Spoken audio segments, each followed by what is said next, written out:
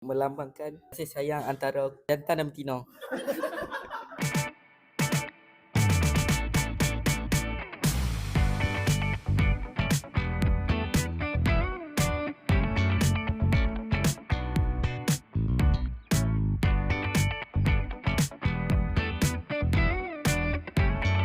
Assalamualaikum.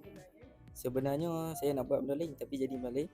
Dia nak buat contoh panda, tapi saya ubah jadi neko, kucing. Ini nak buat jadi octopus walaupun dia tak kembang.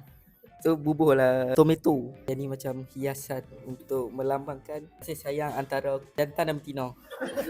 Inspirasi daripada apa-apa pun, telur tu nak buat jadi bug, tapi mati dia dah hilang mini salad bowl. Lepas tu ni ada tamago, ada bentuk love, tapi tak ada rupa sangat sebab dah tertutup dengan bergedel. Dia rupa tak penting, yang penting kenyang. Bawa kita lebih besar.